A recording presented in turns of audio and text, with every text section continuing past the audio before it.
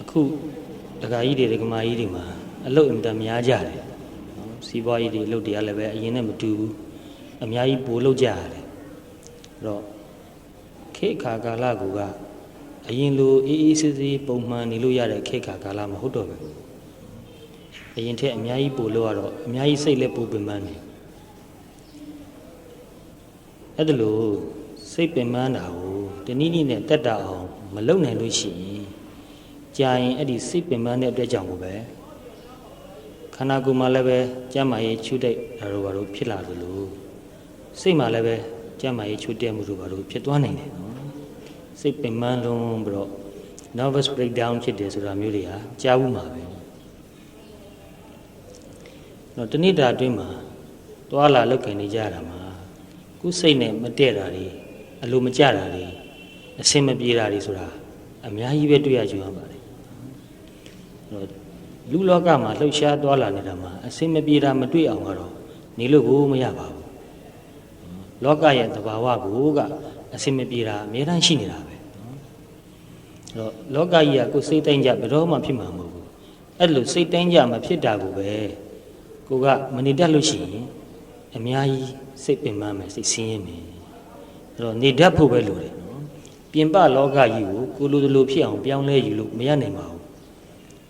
အင်မတန်ကြိုးစားရင်နည်းနည်းလောက်များရမလားတော့မပြောတတ်ဘူးဒါတော့မှတိတ်မပြောနိုင်ဘူးသို့တော့ကိုယ်စိတ်ကိုကိုသိပြီးတော့တတိလေးနဲ့ညာရင်းနဲ့ကြည့်ပြီးတော့ပြုပြင်နိုင်မယ်ဆိုရင်တော့တဖြည်းဖြည်းစိတ်တည်ငြိမ်မှုအေးချမ်းမှုရင်းကျက်မှုဟာပို့ပြီးတော့ရလာနိုင်မှာအမှန်ပဲအဲ့တော့ဘဝရဲ့အရေးသွေးနဲ့ပတ်သက်ပြီးတော့ပြောရမယ်ဆိုရင်ပစ္စည်းဥစ္စာပြည့်စုံတာစားဝတ်နေရေးပြည့်စုံတာလည်းပဲဘဝရဲ့အရေးသွေးတနည်းအားဖြင့်မြင်မှားတာပဲပစ္စည်းဥစ္စာအင်မတန်ချုပ်တက်နေတဲ့လူစားဝတ်နေရေးအင်မတန်ချုပ်တက်နေတဲ့လူဟာစားဖို့တောင်းမှအနိုင်နိုင်ဖြစ်လို့ရှိရင်အာဟာရချုပ်တက်လို့ကျန်းမာရေးလက်ထိခိုက်မှာပဲစားဝတ်နေရေးချုပ်တက်လို့လည်းပဲသူ့မှာစိတ်ဆင်းရဲမှုဆိုတာဖြစ်ဥမှာပဲအဲ့တော့စားဝတ်နေရေးချုပ်တက်လို့ရှိရင်ကျန်းတဲ့ကျန်းမာရေးတို့လူရည်တိုင်းရေးကုသိုလ်ရေးလူမှုရေးပညာရေးအပါဝင်အဆက်ဆက်ရချိုးတက်လာနိုင်တာပဲအကြောင်းစာဝတ်နေရေးဆိုတာအရေးတော့ကြီးပါတယ်သို့တော့စာဝတ်နေတစ်ခုတည်းပြည့်စုံရုံနဲ့ဘဝရဲ့အရေးသွေးဟာပြည့်စုံပြီလို့မပြောနိုင်ဘူးကျမ်းမာရေးလည်းကောင်းအောင်စိတ်လည်းချမ်းသာမှုရှိအောင်မိသားစုနဲ့လည်းပဲတိုက်တိုက်ဝုန်းဝန်းပျော်ပျော်ရွှင်ရွှင်လည်းပဲနေဖို့ရအချိန်ရှိအောင်အဲ့လိုအဖက်ဘက်ကပြည့်စုံမှသာဘဝရဲ့ quality ဘဝရဲ့အရေးသွေးဟာမြင့်မားတယ်လို့ပြောနိုင်တယ်ပတ်စံတစ်ခုတည်းချမ်းသာရုံနဲ့ life ရဲ့ quality ဘဝရဲ့အရေးသွေးဟာပြည့်စုံပြီလို့မပြောနိုင်ပါဘူးဒါကြောင့်ကိုယ့်ဘဝနဲ့ပတ်သက်ပြီးတော့စဉ်းစားကြတဲ့အခါမှာတစ်ဖက်စောင်းနေမဖြစ်အောင်စဉ်းစားတတ်ဖို့အင်မတန်ရေးကြီးပါတယ်တချို့လူတွေကအလုပ်ကိုအင်မတန်ကြိုးစားတယ်အလုပ်ကတော့အင်မတန်အဆင်ပြေပါတယ်အများကြီးတိုးတက်ပါတယ်ဒါပေမဲ့ကြံတဲ့ဘက်ကအကုန်လုံးဆိုရသွားတယ်တိတဲ့တခါကြီးတယောက်စီးပွားရေးအများကြီးလုပ်ပါတယ်စီးပွားရေးအဆင်ပြေလုံးလို့လုပ်ငန်းတွေကိုသူအများကြီးတိုးချဲ့ရတယ်တိုးချဲ့ရလုံးတဲ့ခါကျတော့မွန်းလင်းကမိုးချုပ်ထိအောင်လုပ်ရတယ်မနဲ့လင်းနေတဲ့တပြည့်နဲ့သူအိမ်ကနေထွက်သွားပြီနေ့လည်းနေခင်းလည်းအိမ်ပြန်ပြီးထမင်းမစားနိုင်ဘူးအပြင်မှာပဲစားတယ်မိုးချုပ်မှ9နိုင်လောက်မှအိမ်ပြန်လာလေးရှိတယ်အိမ်ရောက်လာရင်တနေကုန်အလုပ်လုပ်ရတာပင်ပန်းလုံးလို့ဘာမှမလုပ်နိုင်တော့ချက်ချင်းအိပ်ရတဲ့သွားပြီးအိပ်တော့တာပဲတရင်တို့မှ9နိုင်လောက်ကြာမှထပြီးတော့ထမင်းစားတယ်ထမင်းစားပြီးရင်ဘာလုပ်လဲဆိုတော့တနေကုန်လုပ်ငန်းတွေကနေရလာတဲ့ပါလာတဲ့စည်ရင်းတွေဖြတ်ပိုင်းတွေကိုအဲ့ဒါည7:00 နာရီ7:00 နာရီအထိစည်ရင်းထိုင်လုပ်ရတယ်အဲ့လိုလုပ်ပြီးမှတခါမနေ့စောကြီး9နိုင်လောက်ထပြီးတော့မြန်အလုပ်ကိုသွားတာပဲအိမ်ကမိသားစုနဲ့စကားပြောဖို့ချိန်သူ့သားသမီးနဲ့စကားပြောဖို့အချိန်သူ့မှာမရှိဘူးအဲ့လိုမရှိတော့သားသမီးတွေကရောသူ့အိမ်ကအိမ်သူဇနီးကရောနည်းနည်းစိတ်မချမ်းသာဖြစ်တာပေါ့လေနော်ရိုးရိုးလေးပြောရမယ်ဆိုရင်တော့အေးအေးဆေးဆေးပြောဖို့ဆိုဖို့ရအချိန်မှမရဘူးမေတ္တာကိုမရလို့ဖြစ်သွားတယ်နော်မေတ္တာငတ်တယ်လို့ဖြစ်တယ်သားသမီးတွေကလည်းမေတ္တာငတ်တယ်သူ့အိမ်သူဇနီးကလည်းပဲမေတ္တာငတ်တယ်သူထမင်းစားရင်တော့တယောက်တည်းစားရတာပဲတဲ့နော်သူခင်ပွန်းပြန်လာတဲ့ထီအောင်သူမစောင့်နိုင်တော့ဘူးအဲ့ဒါလို့မိသားစုနဲ့ပတ်သက်ပြီးတော့စိတ်ချမ်းသာမှုတာယာမှုပျော်ရွှင်မှုမရှိတော့ဘူး တဲ့တဲ့ပြောရရင်တော့သူဇနီးကအဲ့ဒီအကြောင်းကိုပြောပြီးတော့ငိုတာပဲပတ်စံနေတော့အများကြီးရှိပါတယ်တဲ့အလုပ်တွေကတော့အမှန်တန်ဆင်ပြေပါတယ်တဲ့ဒါပေမဲ့သူ့စိတ်ထဲမှာစိတ်ချမ်းသာမှုမရှိပါဘူးအဲ့တော့ကိုယ့်ဘဝကိုစဉ်းစားတဲ့အခါမှာအဲ့ဒါလို့တစ်ဖက်စောင်းနေမဖြစ်အောင်အများကြီးတတိထားဖို့လိုလိမ့်မယ်အဲ့တော့အခုခေတ်ကအမျိုးမျိုးအပြောင်းလဲတွေဖြစ်နေတယ်အပြောင်းလဲတွေကအမှန်တန်များလို့လူတွေဟာတခါတလေရှေ့ကိုဘာဖြစ်မလဲဆိုတာကိုမသိဘဲနဲ့စိတ်ပူပြီးတော့ပင်ပန်းကြတယ်အဲ့ဒါလေးကိုနည်းနည်းလေးပြောကြည့်တာ we have to condition ourselves to chaos ဆိုတဲ့အင်္ဂလိပ်စကားလုံးဟာစီမဲ့ကမ်းမဲ့ဗျမ်းမတာဖြစ်သွားတာကို chaos လို့ခေါ်တယ် conditions are going to be changing at a faster pace in the future အနာဂတ်ကာလမှာအခြေအနေတွေဟာပိုပြီးတော့လင်းလင်းမြန်မြန်ပြောင်းလဲသွားလိမ့်မယ်အခုဗမာပြည်မှာလင်းကားနှစ်အတွင်းမှာဘယ်လောက်အပြောင်းလဲတွေဖြစ်နေပြီလဲဘယ်လောက်မြန်တယ်လဲစဉ်းစားကြည့်နော်အင်တန်မြန်တဲ့အပြောင်းလဲတွေတချို့ဆိုလိုက်လို့တော့မမီဘူး The pendulum swings are going to be wider pendulum ဆိုတာချိန်သီးကိုပြောတာနော်နိုင်ချိန်သီးကြီးလိုပဲအဲ့တော့နိုင်ချိန်သီးဟာဟိုဘက်ဒီဘက်ကိုရွေ့နေတာရမ်းနေတာဟာအရင်ကနဲ့မတူတော့ဘူးအရင်ကတည်းပို့ပြီးတော့အဝေးကြီးကို swing ဆိုတာလွှဲတယ်လို့ဖြစ်နေပြီတဲ့အရင်ကဒီနားလေးမှာကပ်ပြီးတော့ပဲနည်းနည်းလေးလွှဲတယ်အခုအဝေးကြီးကိုလွှဲတယ်သူကတင်စားပြီးပြောတာနော်အဲ့တော့ဘဝမှာအပြောင်းလဲတွေဟာအများကြီးဖြစ်လာနေတယ် structures and environments will change structure ဆိုတာကလုပ်ငန်းတစ်ခုမှာအစဉ်စဉ်လုပ်ပုံကိုင်ပုံတွေနော်ဖွဲ့စည်းပုံတွေအမျိုးမျိုးဟာပြောင်းလဲသွားလိမ့်မယ်ပတ်ဝန်းကျင်ကလည်းပြောင်းလဲသွားလိမ့်မယ်ပတ်ဝန်းကျင်အတိုင်းမှာအခုပြောင်းလဲနေတာတွေအများကြီးတွေ့ရတယ်ရန်ကုန်မြို့ကိုတစ်ခေါက်နဲ့တစ်ခေါက်ပြန်လာရင်မတူတာတွေအများကြီးသတိထားမိတယ် Governments and along with them our laws will be swinging from one extreme to the other from election to election အစိုးရအဖွဲ့တွေကလည်းပဲအပြောင်းလဲတွေဖြစ်တတ်တယ်ဥပဒေတွေကလည်းပဲအပြောင်းလဲတွေဖြစ်တတ်တယ်ဒါဟာတစ်ကမ္ဘာလုံးမှာဖြစ်နေတာနော်ဒီကကြီးတို့လေ့လာကြည့်ရင်သိမယ်ဂျပန်နိုင်ငံမှာလည်းဒီလိုပဲဖြစ်တယ်အီတလီနိုင်ငံတို့ဆိုလည်းဒီလိုပဲအစိုးရအဖွဲ့တွေအပြောင်းလဲတွေအများကြီးဖြစ်တယ်ဥပဒေတွေအပြောင်းလဲအများကြီးဖြစ်တယ်အဲ့တော့အဲ့လိုအပြောင်းလဲတွေကြားထဲမှာလူတွေကဘာလို့အမှတ်မသိဘဲနဲ့ဖြစ်သွားတတ်တယ်ဒါဟာဒီခေတ်ဒီအခါမှာတစ်ကမ္ဘာလုံးမှာဖြစ်နေတဲ့အခြေအနေပဲအဲကြောင့်ဒီစာအုပ်ကဂျာမနီကရေးလိုက်တဲ့စာအုပ်အင်္ဂလိပ်လိုဘာသာပြန်ထားတာဖတ်ကြည့်လိုက်တော့တစ်ကမ္ဘာလုံးကိုခြုံပြီးရေးထားတာဖြစ်နေနော်အဲ့တော့သူတို့မြင်ထားတဲ့အချက်လက်ပေါ်မှာအခြေခံပြီးတော့ကိုယ်တိုင်းပြည်ကိုယ်ဘဝထဲမှာဖြစ်နေပုံပြောင်းလဲနေပုံကိုဉာဏ်ကြီးကြီးနဲ့အပေါ်စီးကနေကြည့်တတ်ဖို့လိုတယ်အခုခေတ်ကအပေါ်စီးကကြည့်နိုင်မှပဲနည်းနည်းအဆင်ပြေမယ်နော်အမြင်ကျဲကျဲအပေါ်စီးကနေမြင်နိုင်အောင်ဘဝကိုကြည့်ရမယ်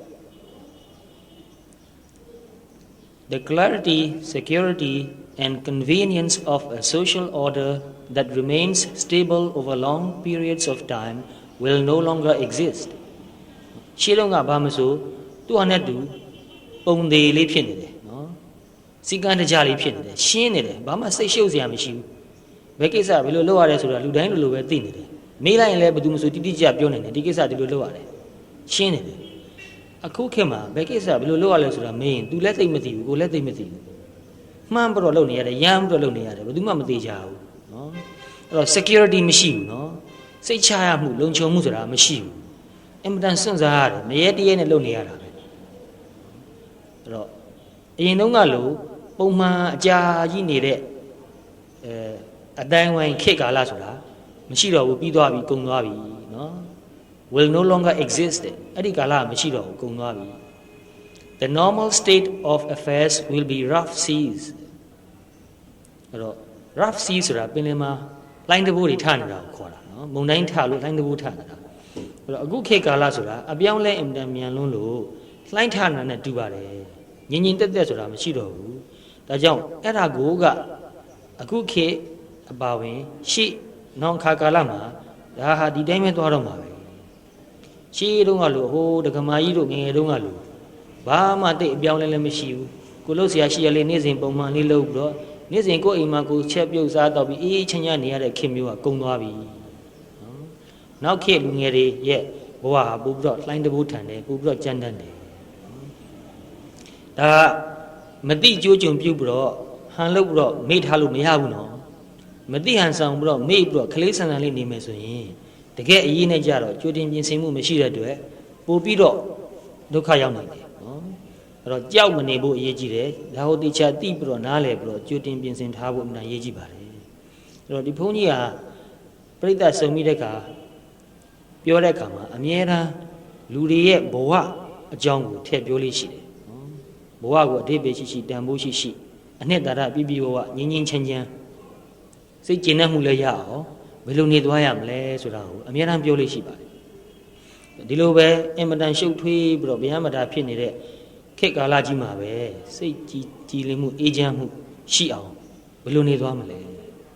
မသေးကြတဲ့မရေရာတဲ့အလုပ်တွေကိုလုပ်နေရင်ကြားကပဲစိုးရိမ်မှုပူပန်မှုတွေနဲ့အောင်ဘယ်လိုနေသွားကြမလဲဒါဟာနီလန်ရှာမဖြစ်မယ်နော်ခုနပဲဦးမြင့်ပြောတယ်သူ့စိတ်ထဲမှာတောကအင်တများတယ်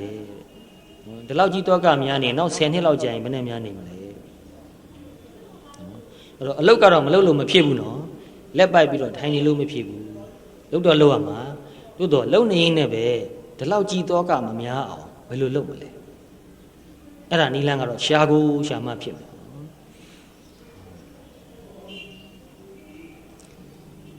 The ground on which we stand is going to become soft under our feet. ကိုရက်နေတဲ့မြေကြီးဟာအရင်လိုအခိုင်အမာကြီးမဟုတ်တော့ဘူးပြော့သွားပြီတဲ့နော်အဲ့တော့ तू ကတင်စားပြီးပြောတာနော်အရင်တော့ကိုရက်တီယာနေဟာခိုင်မာတယ်စိတ်ချရတယ်ဘာမှလှုပ်เสียမလို့ရွှေ့เสียမလို့တည်ငြိမ်မှုရှိတယ်နော်အောက်ကခိုင်မာနေတော့ဒီမှာရက်နေလို့ရှိရင်ငြိမ်ငြိမ်လေးရက်လို့ရတယ်အခုခေတ်ကကိုရက်တီယာနေဟာမခိုင်မာဘူးပြော့နေတယ်နော်ကိုဘွားကိုကူးလုံနေတဲ့အလုပ်ကိုင်းတွေကိုမှရှိနေတဲ့အခြေအနေတွေဒါတွေဟာအမြဲတမ်းဒီလိုပဲသွားမယ်လို့ဘယ်လို့မှစိတ်ချလို့မရတော့အမြဲတမ်းလှုပ်ရှားနေတယ်ပြောင်းလဲနေတယ်ပြော့နေပြီအရင်လိုမမာတော့ဘူးနော်တင်စားပြီးပြောတဲ့အဓိပ္ပာယ်ပါ Chaos will become the normal state of affairs ကြိုတင်ခန့်မှန်းလို့မရဘဲနဲ့နော်ပြုံးကနေအခြေအနေတွေပြောင်းသွားတာမျိုးဟာဒါဟာဖြိုးဖြစ်စဉ်ပဲဖြစ်တော့မှာနော် normal affairs ဆိုတာဖြိုးဖြစ်စဉ်ပဲဖြစ်တော့မှာဒီလိုဖြစ်ရကောင်းလားလို့စိတ်ညစ်မနေကြနဲ့တော့နော်စိတ်ညစ်လို့မရတော့ဘူးမထင်တာတွေကအများကြီးဖြစ်တော့မှာ Chaos is the collapse of order order ဆိုတာသူ့စီကံတကြလေးဖြစ်နေတာနော်ပုံမှန်လေးစီကံတကြလေးဖြစ်နေတာကို order လို့ခေါ်တယ်နော် Chaos ဆိုတာကအဲ့ဒီ order collapse ဖြစ်သွားတာ order မရှိတော့တာပုံမှန်လေးဖြစ်တယ်ဆိုတာခုခေတ်မှာမရှိတော့ဘူး Conditions will become less ordered အခြေအနေတွေကပုံမှန်ဖြစ်တာကြာလင်းနေလေဖြစ်သွားလိမ့်မယ်ချက်ချင်းပြောင်းသွားလိမ့်မယ် The exact opposite of a given situation will suddenly present itself ကိုလက်ရှိကြုံတွေ့နေရတဲ့အခြေအနေနဲ့ဖြောင်းမြောင်းကြီးစမ်းကျင်နေတဲ့အခြေအနေမျိုးဟာဘုံကနေဖြစ်ချင်းဖြစ်လာမယ် Changes will come crashing down upon us without any prior warning ကြိုတင်ပြီးတော့တတိပေးတာမရှိဘဲနဲ့အပြောင်းလဲတွေကဘုံကနေရောက်လာလိမ့်မယ် So we are going to have to learn to preserve our quality of life in situations that are characterized by chaotic events and a lack of continuity အဲ့ဒီလိုပုံမှန်လေးတွားနေတဲ့အခြေအနေမျိုးမရှိတော့တာမျိုးနော်ဘုံကနေချက်ချင်းအပြောင်းလဲတစ်ခုဖြစ်ပေါ်လာတာမျိုးအဲ့လိုအဖြစ်မျိုးကိုကြုံတွေ့နေရတဲ့ခေတ်ကြီးမှာကိုယ့်ဘဝရဲ့အရေးအသွေးကိုယ့်စိတ်ရဲ့ကြည်လင်မှုအေးချမ်းမှုပြည့်မသွားအောင်နော် preserve ဆိုတာဒါကိုထိမ့်သိမ်းထားဖို့နော်ပြည့်မသွားအောင်ဘယ်လိုလုပ်ရမလဲဆိုတာကိုနော် we are going to have to learn ဒါကိုနီလန်းရှာရမယ် have to ဆိုတာမရှာရင်မဖြစ်ဘူးလို့ပြောတာနော် we are going to learn လို့မပြောဘူးနော် we are going to have to learn ဒါမလုပ်ရင်မဖြစ်ဘူးလို့ပြောနေတာနော်အဲ့တော့ဒီလိုမလုပ်ဘဲနဲ့ဒီလိုဖြစ်ချင်တိုင်းဖြစ်နေတဲ့အပြောင်းလဲတွေအင်မတန်မြန်နေတဲ့ခေတ်ကြီးမှာစိတ်တည်ငြိမ်အောင်အေးချမ်းအောင်တနည်းနဲ့မလုပ်ဘဲနဲ့ဒီတိုင်းသာဆက်သွားမယ်ဆိုရင်ဒီဓာန်ကိုဒီစိတ်ကတာရှည်ခံနိုင်မှာမဟုတ်ဘူးတနည်းတော့ဒီစိတ်ကချုံးကြသွားနိုင်တယ်နော်တဲ့ပြောရင်တော့ nervous breakdown လို့ဘာလို့ဖြစ်နိုင်တယ်မစင်စားတတ်အောင်မကြံတတ်အောင်ဖြစ်သွားနိုင်တယ်စိတ်ကြည်လင်မှုအေးချမ်းမှုမရှိဘူးနော်တောကတွေများလာလို့ကိုယ်ယုံကြည်မှုမရှိတာမျိုးဖြစ်သွားနိုင်တယ်ဘာလို့အမှန်မသိဘဲနဲ့စိတ်ဓာတ်ကြတာမျိုးဖြစ်သွားနိုင်တယ်အဲ့ဒီလူဟာဘာလို့အမှန်မသိရင် depression ဖြစ်တာပဲဘာလို့အမှန်သိပြီးတော့လုံနေလို့ရှိရင်ပင်မမိမယ် depression မဖြစ်ဘူးစိတ်ဓာတ်ကြမသွားဘူး တော့ကြာရမရဖြစ်ပြီးတော့ငါဘာလို့မှမသိတော့ဘူးဆိုရင်တော့စိတ်ဓာတ်ကကျသွားရောနော်အဲ့တော့အဲ့ဒါလို့စိတ်ဓာတ်ကျမသွားအောင်ဟာနေ့စဉ်ကိုယ်စိတ်ကိုကြည်လင်မှုအေးချမ်းမှုရှိအောင်အမြဲတမ်းလေ့ကျင့်နေရမှာနော်နေ့စဉ်ဆိုလို့ဒီနေ့တစ်ချိန်လောက်နဲ့တော့မရတော့ဘူးနော်အဲ့တော့မနေ့တစ်ချိန်လောက်သတိပဋ္ဌာန်တရားကိုအထုတ်ဖို့လိုမယ်ထိုင်ပြီးတော့ရနိုင်သေးတယ်ဆိုရင်နေ့လယ်တစ်ချိန်လောက်ထိုင်ပြီးတော့တရားထုတ်ဖို့နော်ညမအိတ်ခင်တစ်ချိန်ထိုင်ပြီးတော့တရားထုတ်ဖို့ဘယ်လောက်ပဲအချိန်ပေးနိုင်ပေါ့နိုင်ဝက်ပေးနိုင်ရင်လည်းပဲမစိုးပါဘူးမိနစ်40 45မိနစ်လောက်ပေးနိုင်ရင်လည်းတော်တော်လေးအကျိုးများပါတယ်တနားရီလောက်ပေးနိုင်မယ်ဆိုရင်တော့အင်မတန်ကောင်းပါတယ်နော်အဲ့ဒါလို့အချိန်ပေးနိုင်တဲ့အခါမှာတစ်နေ့3ချိန်လောက်ထိုင်ပြီးတော့အေးအေးဆေးဆေးတရားအထုတ်ပြီးတော့ကျန်တဲ့အချိန်တွေမှာလည်းပဲတတိလက်လို့မနေဘဲနဲ့ကိုယ်စိတ်ထဲမှာဖြစ်ပေါ်လာတာတစ်ခုခုကိုသိနေဖို့ကိုယ်ခန္ဓာကိုယ်မှာဖြစ်ပေါ်လာတာထင်ရှားတာတစ်ခုခုကိုသိပြီးတော့နေဖို့ဒါလေးကိုအလေးချင်းလုံးမှဖြစ်မယ်ခန္ဓာကိုယ်ဆိုတာကသိဖို့ရပို့ပြီးတော့လွယ်ကူပါတယ်ဒါကြောင့်ခန္ဓာကိုယ်မှာထင်ရှားတာကိုရသလောက်တတိကားပေါ်နေဖို့စိတ်ထဲမှာတောကဖြစ်เสียစိတ်ညစ်เสียပူပန်เสียတွေကိုတွေးလာပြီဆိုရင်လည်းပဲအဲ့ဒါကိုမြန်မြန်သိလိုက်ဖို့စိတ်ဆိုတာပူเสียကိုတွေးတဲ့အကျင့်ရှိနေတဲ့လူဟာအဲ့ဒီပူเสียပဲအမြဲတမ်းတွေးနေတာပဲတွေးဖို့မလိုလဲပဲသူကတော့တွေးနေတာပဲအကျင့်ပါနေတာဘယ်အရာဖြစ်ဖြစ်အကျင့်ဆိုတာရှိတယ်အဲ့ဒီအကျင့်ကိုတတိလေးနဲ့ကပ်ပြီးတော့သိလိုက်ဖို့ပထမအဆင့်ပဲချက်ချင်းဖြောက်လို့ကတော့ရကြမှာရမယ်နော်တတိနဲ့သိပြီးတော့ပဲသူ့ကိုပထမဖြောက်လိုက်ပါသူ့ကိုဖြောက်လိုက်လို့ရှိရင်စိတ်ကနည်းနည်းလေးကြည်လင်အေးချမ်းပြီးတော့စိတ်ထမှဖြစ်ပေါ်နေတဲ့ tension ကလျော့သွားလိမ့်မယ်နော်စိတ်ထမှတင်းနေတယ်ကြနေတာတွေကတဖြည်းဖြည်းလျော့သွားလိမ့်မယ်အဲ့လိုလျော့သွားလို့ရှိရင်နေတာထိုင်တာရှိသွားလိမ့်မယ်နည်းနည်းစိတ်ကြည်လင်အေးချမ်းမှုရသွားလိမ့်မယ်အဲ့တော့လုံနေတဲ့အခါမှာလည်းပဲဘာလို့ပဲလုံနေအဲ့ဒီအလုပ်ကိုသိပြီးတော့လုပ်ဖို့အခုလမ်းမှာကားနဲ့လာရင်နဲ့ဒကာကြီးတွေကိုလည်းအလေးချင်းလေးလည်းရအောင်မလုပ်ဘူးသေးရင်လည်းပဲလုပ်ဖို့အောင်ဆိုပြီးတော့ကားမောင်းရင်းနဲ့တတိနဲ့မောင်းဖို့ဆိုတာလေးကိုပြောပြခဲ့တယ်နော်ဟောဒကာကြီးတယောက်ကပြောတာကသူ့မှတရားထုတ်ဖို့အချိန်မရှိပါဘူးတဲ့အဲ့ဒီကားမောင်းနေတုန်းမှာပဲရတဲ့လောက်ကိုတတိနဲ့ကပ်ပြီးတော့လုပ်မယ်ဆိုရင်နည်းနည်းတော့ရပါတယ်လက်ကလှုပ်နေတာခြေထောက်ကလှုပ်နေတာသိနေလို့ရတယ်မျက်စိကရှေ့ကိုကြည့်နေတယ်တခါတလေဘေးကိုကြည့်တယ်အဲ့ဒီရှေ့ကိုကြည့်တာဘေးကိုကြည့်တာကိုသိနေလို့ရတယ်အဲ့တော့ဘုရားဟောတော်မှာလည်းပဲဒါတည့်တည့်ရှိတယ်နော်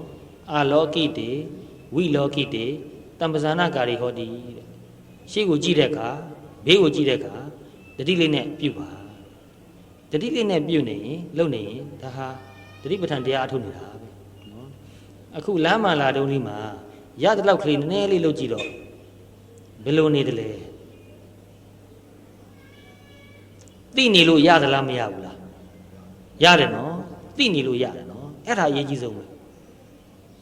အဲ့တော့တရားထုတ်ဖို့အချိန်မရှိဘူးလို့မပြောဘဲနဲ့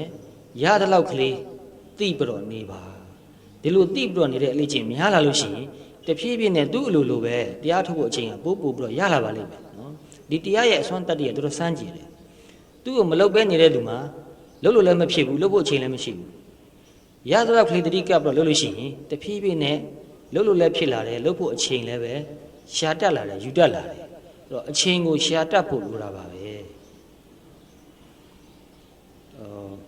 တချို့လူတွေကခုနဟိုတကာကြီးလည်းပြောပါတယ်အလုပ်လုပ်လိုက်ရတာကတိတ်မကြပါဘူးဗျာတဲ့10မိနစ်15မိနစ်လောက်ပါနော်ပြောလိုက်ရတဲ့ကိစ္စ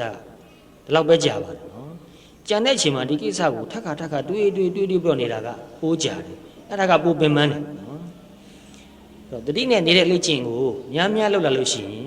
စိတ်ကလေးနဲ့ကြည်လင်အေးချမ်းမှုရှိလာတဲ့အတွက်ကြောင့်ကိစ္စတစ်ခုခုကိုဘယ်လိုလုပ်ရင်ကောင်းမလဲပြောစရာရှိနေပဲဘယ်လိုပြောရင်ကောင်းမလဲဆိုတော့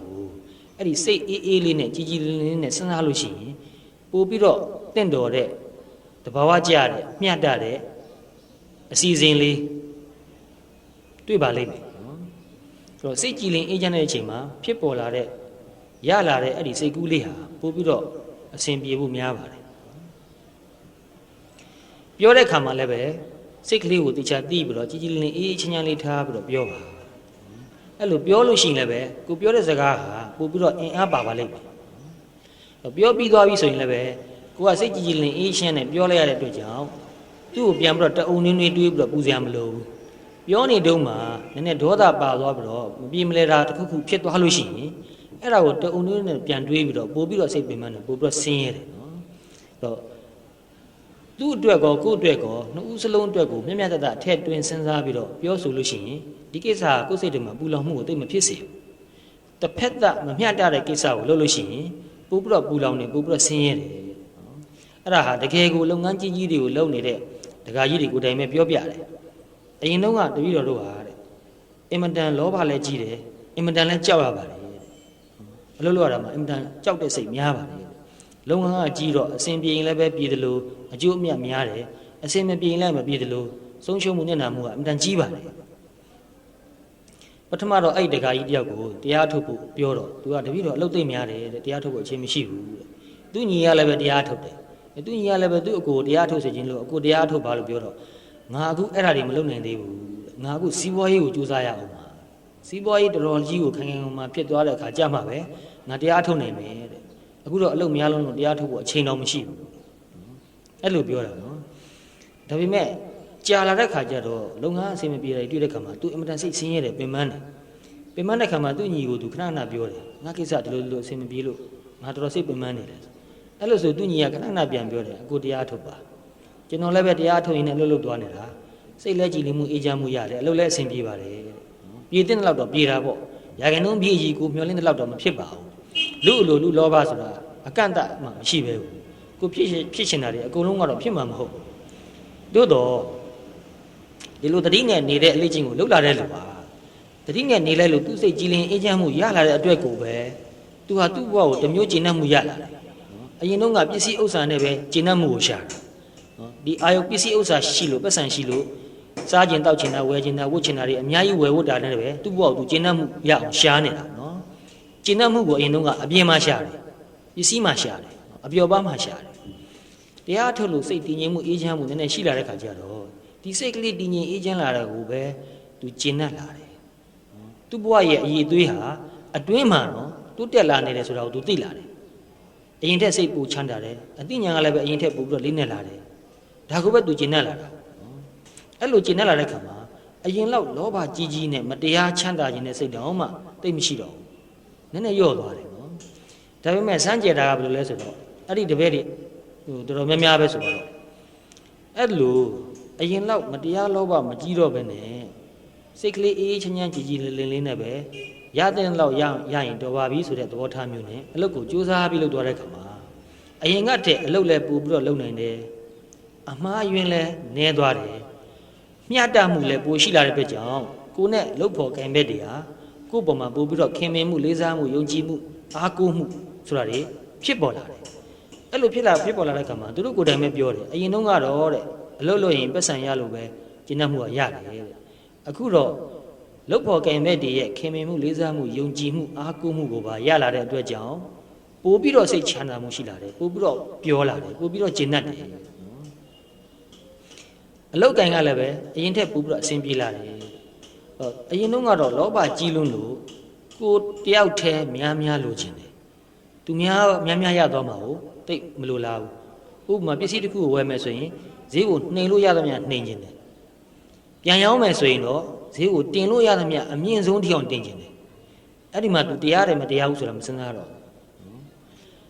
့ဒီလိုတရားအထုတ်ပြီးတော့နေလာတဲ့လူဟာတဖြည်းဖြည်းသူ့စိတ်ကိုလည်းသူကြည်လာတ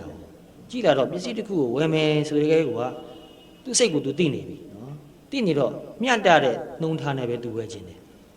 ပြန်ရောင်းမယ်ဆိုရင်လည်းပဲဒီတိုင်းပဲဒီလူကလည်းပဲငှက်စီရယူသွားလို့ရှိရင်သူလည်းပဲအစဉ်ပြေသွားရင်ကောင်းပါတယ်သူ့ဘို့ပါထည့်စဉ်းစားပြီးတော့မြင့်မြတ်တရလုပ်လိုက်တယ်နော်အလုတ်သမားတယောက်ကိုငှားပြီးတော့အခကျင်းငွေပေးရမယ်ဆိုရင်လည်းပဲဒီတိုင်းပဲဒီအလုတ်သမားကတနေကုန်လုပ်ရင်ဘယ်လောက်ရလဲ100ရတယ်ဒီ100နဲ့သူ့မိသားစုလောက်ဖို့ဆိုတာတော်တော်မလွယ်ပါဘူးရပါစေကိစ္စမရှိဘူးနည်းနည်းပူပေးသိရင်လည်းပေးလိုက်တာပဲအဲ့လိုနော်ဝေပြီးတော့စားတဲ့သဘောမျိုးဖြစ်သွားတယ်နော်အဲ့တော့အဲ့ဒီတခါကြီးတွေကတပည့်တွေကဘယ်လိုပြောလဲဆိုတော့အရင်တုန်းကတပည့်တော်အလုပ်လုပ်တော့ငါတဲ့တပည့်တော်တကူတည်းအတွက်လုပ်တာပါအခုတပည့်တော်အလုပ်လုပ်တာအားလုံးအတွက်လုပ်တာပါ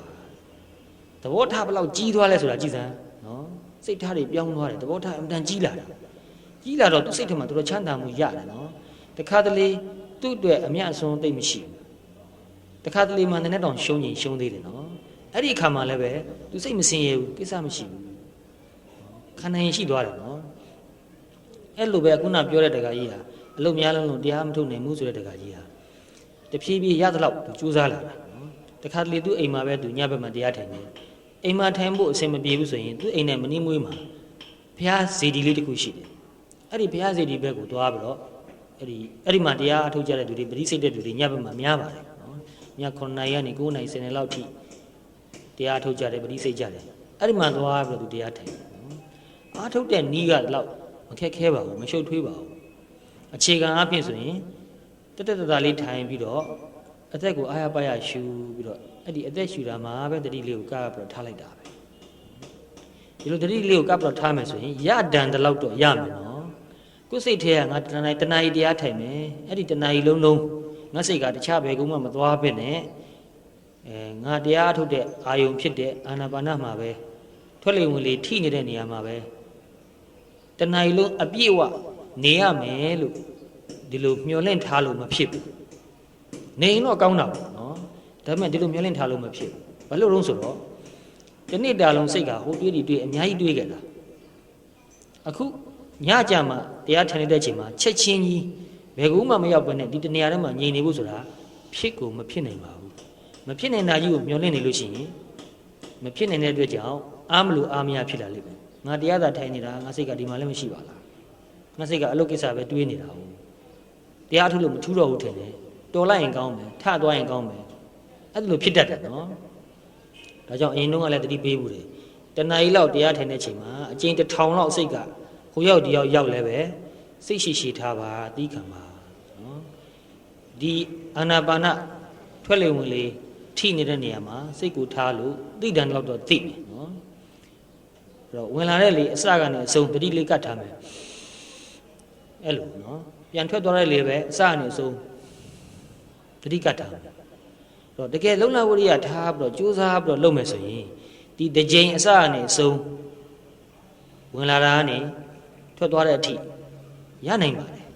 နော်တစ်ကြိမ်ရပြီဆိုရင်လည်းပဲတော်တော်အားတက်စရာတော်တော်ဝန်တာစရာကောင်းနေပါပြီနော်တခါနောက်တစ်ကြိမ်ပြန်ကြိုးစားအောင်မယ်ရနိုင်ပါတယ်နော်တိတ်မခက်ပါဘူးအဲ့လိုရတဲ့လောက်ကလေးရတာကိုပဲ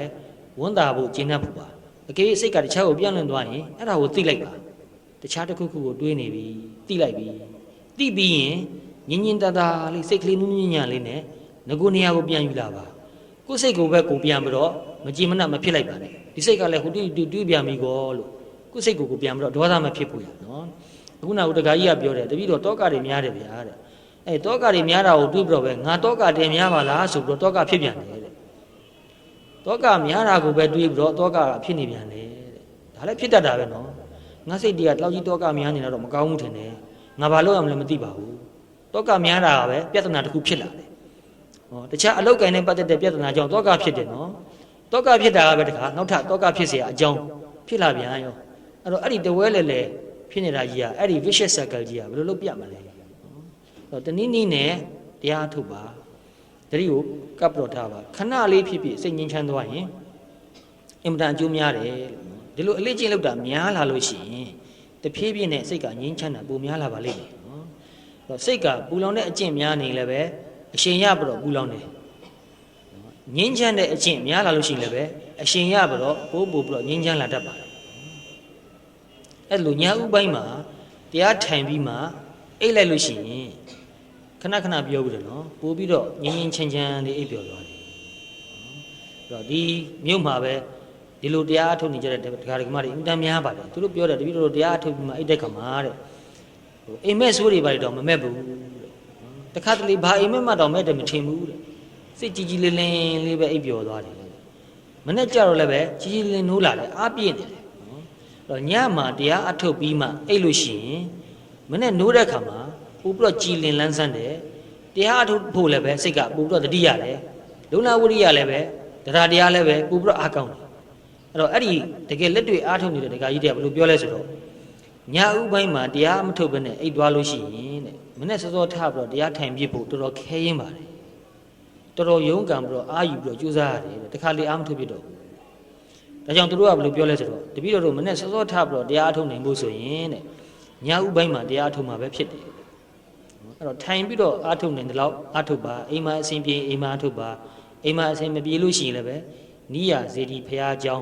ရှိတဲ့နေရာကိုသွားပြီးတော့အထုတ်ပါ အိမ်ပြန်လာပြီးတော့အေးရတဲ့ရောက်ပြီဆိုရင်အေးရတဲ့မှာအိမ်နေရင်းနဲ့အထုတ်ပါအဲ့တော့အခုနပြောတဲ့တခါကြီးသူ့နာမည်တော့ထုတ်မပြောချင်ပါဘူးနော်သူကအလုတ်အင်တန်များလုံးလို့တောကများလုံးလို့အေးရတဲ့ရောက်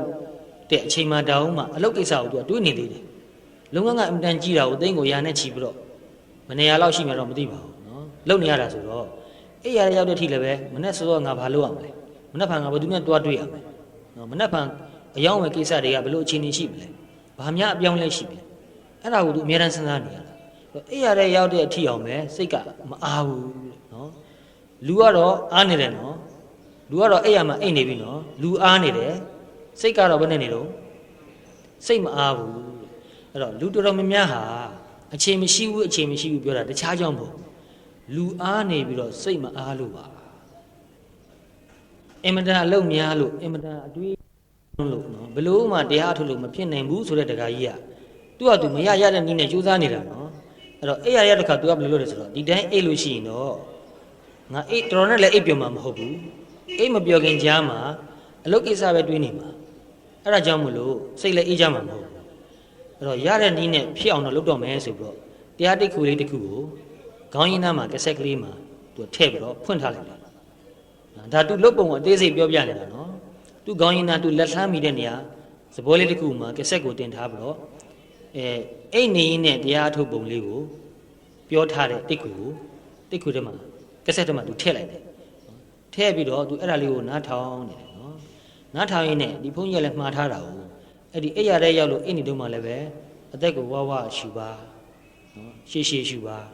တတိလေးကတ်ထားပါအဲ့လိုနော်အဲ့တော့အသက်ကိုအားရပါရရှူပြီးတော့တတိကတ်ထားလို့ရှိရင်တိဖို့လည်းအမှန်လွယ်ပါတယ်အသက်ရှူဝပြီးတော့တမျိုးလည်းပဲခန္ဓာကိုယ်မှာလည်းပဲကြည်လင်လာတယ်ဒီအသက်ရှူတဲ့လေကြောင့်လည်းပဲအုံနောက်ကပို့ပြီးတော့ကြည်တယ်နော်ဒါကြောင့်စိတ်မကြည်တဲ့ခါခေါင်းထဲမှာနောက်နေတဲ့ခါမှာအားရပါရအသက်ရှူပါတတိလေးလည်းကတ်ထားပါအဲ့ဒီအချိန်မှာဘာမှမတွေးပါနဲ့တော့ဘာမှမတွေးတဲ့အတွက်ကြောင့်လည်းပဲစိတ်ကိုအုံနောက်ကိုအနာပေးထားလိုက်တယ်အသက်ကိုဝဝရှူရတဲ့ကြောင့်လည်းပဲဒီလေရဲ့တတ္တိကြောင့်လေထဲမှာပါတဲ့အောက်ဆီဂျင်ရဲ့တတ္တိကြောင့်အုံနောက်ကပို့ပြီးတော့ကြီးလာတယ်နော်အဲ့တော့တရားအထုတ်ရင်လည်းဒီစိတ်ကြည်အောင်အုံနောက်ကြည်အောင်မှာတပြိုင်နဲ့လှုပ်ပြီးသားဖြစ်သွားတာအဲ့တော့အိတ်နေရင်ပဲနော်အသက်ရှူရလေးကိုတီးပြီးတော့နေလိုက်ပါစိတ်ကတော့ထုံးစံတိုင်းပဲဟိုကိစ္စဒီကိစ္စတွေးအောင်မှာပဲတွေးလိုက်ရင်အဲ့ဒီတွေးတယ်ဆိုတာလေးကိုစိတ်ကသိလိုက်ပါသိပြီးရင်အရေးမကြီးတဲ့ကိစ္စတို့မဟုတ်ဒီကိစ္စတဝဲလဲလဲတွေးနေတဲ့အတွေးဖြစ်တယ်ဆိုရင်လည်းပဲဘာမှမထူးပါဘူးဆိုပြီးတော့အသာလေးစိတ်ကိုလျှော့ချလိုက်ပါကိုယ့်ကိုယ်စိတ်မဆိုးပါနဲ့ပြန်ပြီးတော့အသက်ရှူလေးမှတတိကပြီးထားလိုက်ပါခန္ဓာကိုယ်လည်းပဲခြေတွေလက်တွေကိုအတက်နေဆုံးတက်တောင့်တက်တာဖြစ်အောင်လျှော့ပြီးတော့ချထားပါနေရာအနေထားကိုလည်းပဲအသက်တာဆုံးဖြစ်သွားအောင်ပြင်လိုက်ပါခေါင်းအုံးကစနှိမ့်လုံးရင်လည်းမကောင်းဘူးမြင့်လုံးရင်လည်းမကောင်းဘူးအဲ့ဒါလို့ကိုယ်နဲ့အစဉ်ပြေဆုံးဖြစ်အောင်ပြုပြင်ထားပြီးတော့အဲ့ရက်ကလေးပဲတရားထုတ်ပါအဲ့ဒီတရားထုတ်ရင်လည်းပဲအိပ်ပျော်သွားပါစေနော်တော့ကဖြစ်စရာတွေစိတ်ပူစရာတွေမတွေးဘဲနဲ့စိတ်ကြည်ကြည်လင်လင်ငြင်းငြင်းချမ်းချမ်းလေးအိပ်ပျော်သွားလို့ရှိရင်နှစ်ချက်အိပ်ပျော်လိမ့်မယ်အရင်ကတော့အကြာကြီးမအိပ်ရဘဲနဲ့ပဲအေးဝသွားလိမ့်မယ်ပြန်နိုးလာတဲ့ခါမှလည်းပဲတရားအထုတ်ရင်းနဲ့အိပ်ပျော်သွားတဲ့အတွက်ကြောင့်နိုးချင်းတရားအထုတ်ဖို့လည်းပဲတတိယလိမ့်မယ်နော်တတိယအောင်ကြိုးစားမယ်လို့လည်းပဲမအိပ်ခင်ကတည်းကကိုတတိပေးထားပါမနဲ့ကြရင်နိုးချင်းတခြားအလုပ်ကိစ္စကိုငါမတွေးဘူးနိုးချင်းအသက်ရှူတာလေးကိုသိလိုက်မယ်နိုးပြီလို့သိတဲ့အချိန်နဲ့အသက်ရှူတာကိုသိတဲ့အချိန်ဟာတစ်ထပ်ထပ်ဖြစ်သွားအောင်ကြိုးစားမယ်အဲ့လိုကြိုးစားရင်မရတဲ့ခါလည်းရှိမှာပေါ့သို့တော့တဖြည်းဖြည်းနဲ့ရတဲ့ခါတွေများလာပါလိမ့်မယ်နော်နိုးတာနဲ့တတိလေးကတ်လိုက်ပြီအသက်ကိုအားရပါရရှူလိုက်တယ်အဲ့လိုဆိုရင်စိတ်ကပိုပြီးတော့ကြီးလာမယ်သို့မဟုတ်လို့ရှိရင်အေးရကနိုးနေပြီမဲ့အိတ်ချင်မူတူဖြစ်နေတတ်တယ်နော်အိတ်ချင်ပြီးတော့မူးတယ်လို့ကြီးဖြစ်နေတယ်ခေါင်းကမကြီးဘူးအေးမဝတယ်လို့ကြီးဖြစ်နေတယ်နော်အဲ့တော့နိုးချင်းတတိကတ်လို့ရှိရင်အဲ့တတိရဲ့တတ္တိကြောင့်ပဲစိတ်ကချက်ချင်းကြီးလာတယ်နိုးလာတယ်နော်အိတ်ချင်မူတူဖြစ်နေတော့အဲ့လိုအိတ်ရနဲ့ပဲ9မိနစ်ဖြစ်စေ10မိနစ်ဖြစ်စေ15မိနစ်ဖြစ်စေအခြေအနေရပေါ့နိုးတာတိတ်စောနေရင်လည်းပဲမထကျင်သေးရင်လည်းပဲမထနဲ့အောင်အဲ့ရမှာအဲ့ရပဲတရားထုတ်လို့နော်ဒါဘုရားဟောတဲ့ရှိပါတယ်နော်ဇာဂရိတေတမဇဏကာရီဟောဒီနိုးချင်းတတိလေးနဲ့တီးပြီးတော့နေလိုက်ပါနော်ခန္ဓာမှာဖြစ်နေတာရုပ်ဖြစ်ခြင်းဖြစ်မယ်ဝေဒနာဖြစ်ခြင်းဖြစ်မယ် စိတ်ထဲကတခုခုတွေးမိရင်လည်းပဲအဲ့တွေးတာကိုသိလိုက်ပါနားကအတန်တခုခုကြားရင်လည်းပဲအဲ့ဒီကြားတာကိုသိပါတခါလေတုံးခေါက်တန်ကြားတယ်နော်အဝေးကဘုန်းကြီးကျောင်းကတုတ်ဆိုတော့တုံးခေါက်တဲ့တန်အဲ့ဒီတုံးခေါက်တန်လေးကိုသိနေရတာကတမျိုးစိတ်ကငြိမ်ချမ်းနေတယ်နော်တခါတလေနည်းနည်းဒီလိုမြို့လေကောင်မဟုတ်ဘဲနဲ့ခြံနဲ့ဝိုင်းနဲ့နေကြတဲ့နေရာတွေမှာဆိုရင်ငှက်တန်လေးတွေကြားရတယ်နည်းစောစောစီးငှက်တန်တွေကြားရတယ်ကြက်တွန်တန်တွေပါကြားရတယ်အဲ့ဒါလိုအတန်ကိုကြားရင်လည်းပဲစိတ်ကကြားတယ်ဆိုတာလေးကိုသိလိုက်ပါသိပြီးရင်အသက်ရှူတာမှပြန်ထားလိုက်ပါပြီးမှထားသိမ့်ပြီလို့ကိုယ်စိတ်ကဆုံးဖြတ်တဲ့ခါမှာအဲ့ဒီဆုံးဖြတ်တာလေးကိုပါသိပြီးတော့ဖြည်းဖြည်းချင်းထားပါလှုပ်ရှားမှုတွေထိမှုတွေကိုသိနေပါနော်လှုပ်ရှားမှုနဲ့ထိမှုဟာသိဖို့ရလွယ်တယ်ခန္ဓာကိုယ်မှာအမြဲတမ်းထိမှုဟာရှိနေတယ်လှုပ်ရှားမှုဟာလည်းပဲအနည်းနဲ့အများရှိနေတယ်ဘလောက်ပဲငြိမ်ငြိမ်လေးထိုင်ထိုင်ခန္ဓာကိုယ်အမြဲတမ်းလှုပ်နေတယ်အသက်ရှူရင်လှုပ်နေတာပဲနှလုံးခုန်ရင်လည်းလှုပ်နေတာပဲတတိကောင်းလာလို့ရှိရင်ဒီထက်ပိုပြီးတော့တိမ်မွေ့တဲ့တုံခါမှုသဘောမျိုးလေးတွေကိုတတိထားလို့ရပါတယ်နော်ဒါလည်းပဲလှုပ်မှုသဘောပါပဲခန္ဓာကိုယ်မှာဝါယောဓာတ်တွေကအမြဲတမ်းဖြစ်နေပြနေတာပဲဒီဝါယောဓာတ်ရဲ့သဘာဝကလှုပ်ရှားမှုသဘောရှိတယ်တွန်းကန်မှုသဘောရှိတယ်ထောက်ကန်မှုသဘောတွေရှိနေတယ်လှုပ်ရှားမှုဟာသိဖို့ရအလွယ်ဆုံးပဲတွန်းကန်မှုထောက်ကန်မှုကမှနည်းနည်းလေးသိဖို့ရခက်သေးတယ်သို့တော့အလေးကျင့်များလာရင်သိနိုင်မှာပါပဲနော်အဲ့တော့အစမှာတော့မရရတဲ့နီးနဲ့မဖြစ်တဲ့လောက်ကိုကုတ်ကပ်ပြီးတော့လုပ်ကြပါလို့မှားခြင်းပါတယ်နော်ဒီလိုလုပ်ရင်းနဲ့ပဲအလေးကျင့်များလာတဲ့ခါမှာတဖြည်းဖြည်း practice makes perfect လို့ဆိုတာလိုပဲအလေးကျင့်ကြောက်ပဲပို့ပြီးတော့ကျွမ်းကျင်လာပါလိမ့်မယ်လုပ်ရတာပို့ပြီးတော့လွယ်ကူမှုရှိလာပါလိမ့်မယ်ပစ္စုပန်ကိုပို့ပြီးတော့ထိထိမိမိတက်မကလေးသိနိုင်တဲ့အရေးချင်းကိုရလာပါလိမ့်မယ်ဒီအရေးချင်းဟာမွေးရပါအရေးချင်းပါပဲလူတိုင်းမှာရှိတယ်နော်လေ့ကျင့်ပြုစုပြုထောင်ပေးလို့ရှိရင်ပို့ပြီးတော့အားကောင်းလာမှာပါအားကောင်းလာတဲ့ခါမှာလွယ်ကူလာလိမ့်မယ်လွယ်ကူလာလို့ရှိရင်လို့ရတာပို့ပြီးတော့ပျော်လာပါလိမ့်မယ်အစမှာတော့နည်းနည်းလေးခက်တဲ့အတွက်ကြောင့်လို့ရတာစိတ်ကနည်းနည်းပင်ပန်းတယ်လို့ဖြစ်တယ်တရားထောတာကိုပဲနည်းနည်းလေးပင်ပန်းတယ်လို့လေးစိတ်ကထင်တတ်တယ်နော်တတိဆက်ရတယ်ဝိရိယဆက်ရတာအလေးကျင့်များလာတဲ့ခါမှာမပင်ပန်းတော့ပါဘူးတဖြည်းဖြည်းတက်တောင့်တက်တာဖြစ်သွားမှာပါနော်အဲ့ဒါလို့အ ਨੇ ဆုံး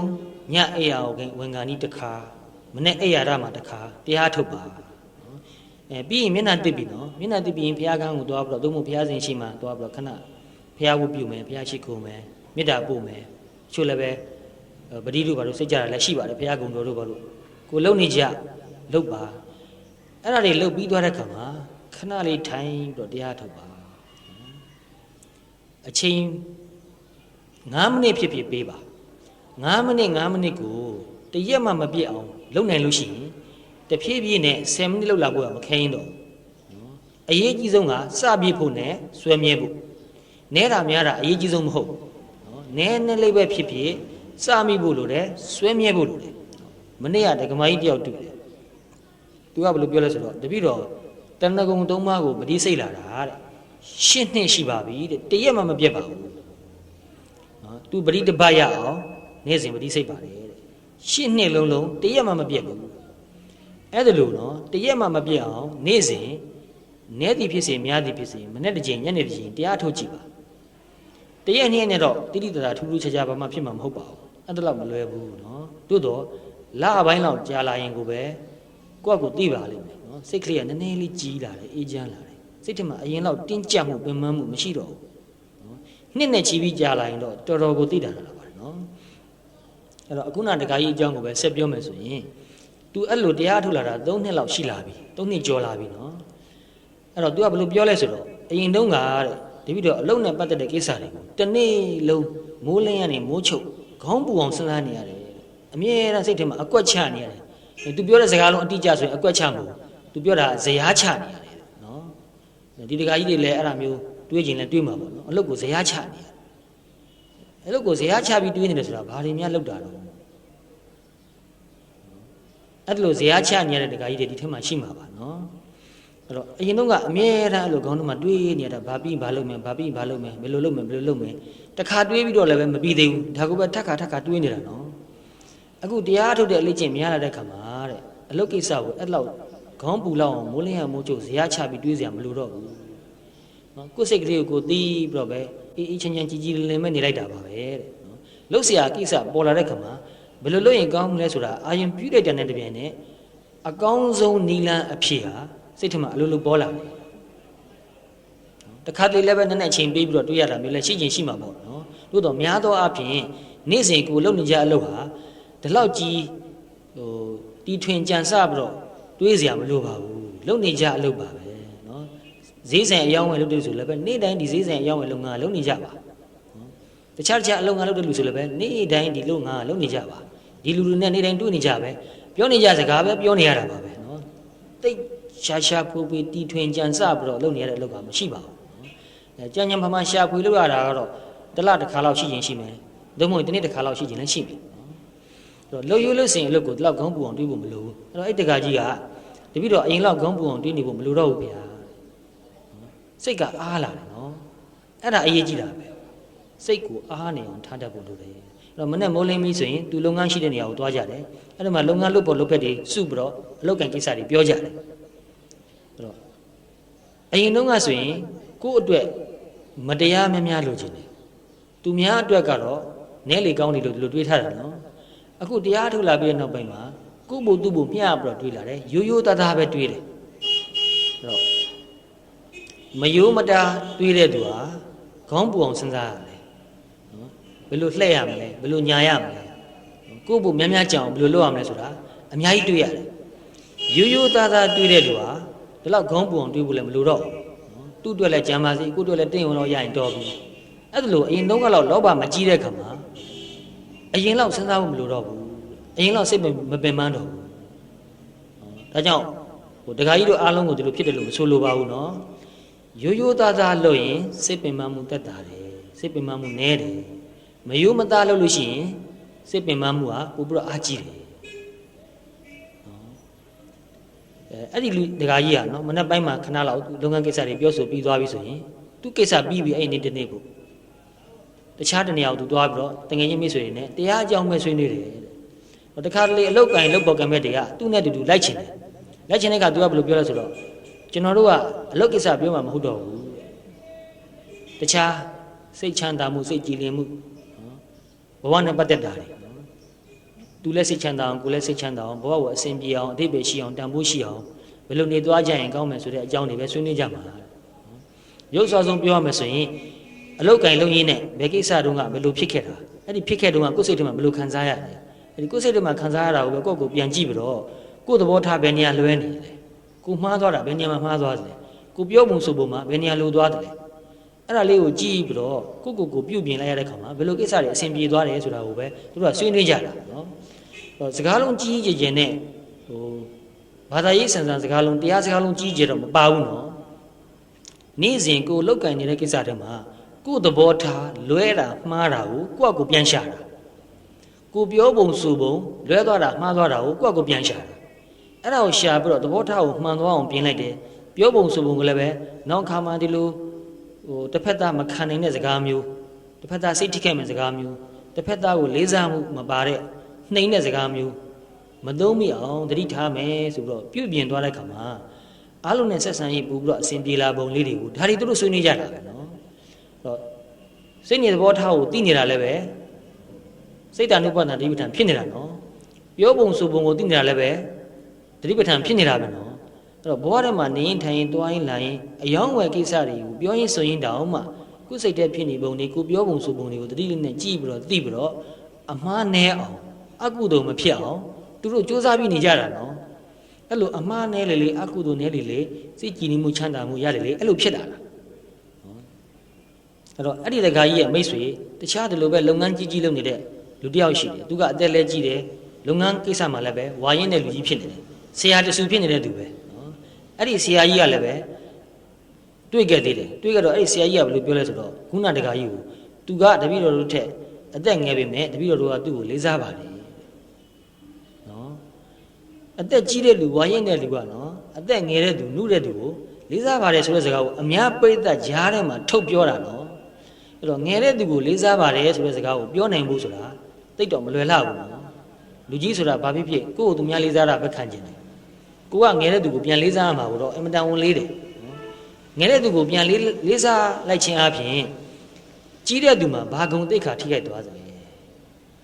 နော်ထိခိုက်မှကြောက်တယ်လားတော့ဒီဘုန်းကြီးကတော့အများအားပြောလို့ရှိပါတယ် အားလုံးကိုလေးစားဖို့မိဘကတောင်သားသမီးကိုလေးစားဖို့ဆရာကတပည့်ကိုလေးစားဖို့တပည့်ကလည်းဆရာကိုလေးစားဖို့ယူတည်ဖို့တော့လိုတာတော့ဘယ်နော်ဒါကတော့အထူးပြောနေဖို့မလိုလူတိုင်းသိတယ်အဲ့ဒါလိုပဲကြီးတဲ့သူကလည်းပဲငယ်တဲ့သူကိုလေးစားဖို့လိုပါတယ်နော်အထင်မသေးသင့်ဘူးသူ့ကိုအထက်စီးကနေတင်စည်းပြီးတော့မောက်မောက်မမပြောမဆိုသင့်ဘူးနော်အဲ့တော့အဲ့ဒီဒကာကြီးကိုလည်းအံ့ဩသွားတာဩဒကာကြီးကအခုတည်းငယ်တဲ့သူကိုတော့မှလေးစားနိုင်တယ်ဆိုတော့လို့အဲ့ဒီဒကာကြီးကအဲ့လိုလေးစားနိုင်တဲ့စိတ်ထားကိုပဲဒီဘုန်းကြီးကလေးစားပါတယ်နော်အင်မတန်စိတ်နေသဘောထားကြီးတယ်ပါလားနော်ဒါလေးကိုလည်းအမှတ်တမဲ့မထားသင့်ဘူးနော်လူချင်းမလေးစားရင်လောကကြီးပျက်စီးသွားလိမ့်မယ်နော်လူငယ်တွေကိုမလေးစားဘူးလူငယ်တွေကိုအထင်သေးမယ်လူငယ်တွေကိုနေရာမပေးဘူးအတိမမပြုတ်ဘူးဆိုရင်လူငယ်တွေစိတ်မှာနာကြီးမှုတွေရှိလာပြီးတော့လူကြီးတွေမကျင်တတ်တာကိုမှကြံကြံဖန်ဖန်လှုပ်ချင်လိုက်မယ်အဲ့လိုလှုပ်ချင်အပြင်သူ့ဘဝကိုလည်းသူဖျက်ဆီးလိုက်မယ်အဲ့တော့လောကကြီးကိုတိုးတက်စေခြင်းနဲ့ကောင်းစေခြင်းနဲ့ဆိုရင်ကြီးသည်ဖြစ်စေငယ်သည်ဖြစ်စေတဦးကိုတူလေးစားပါနော်လေးစားမှုကိုခံရတဲ့လူဟာစိတ်ထဲမှာဘယ်နဲ့နေမလဲအင်မတန်ကျင်တတ်တယ်နော်အဲ့တော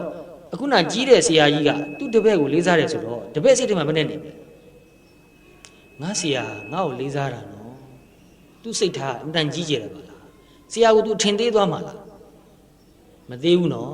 ်ဆရာကိုပိုတောင်းမှလေးစားလာတယ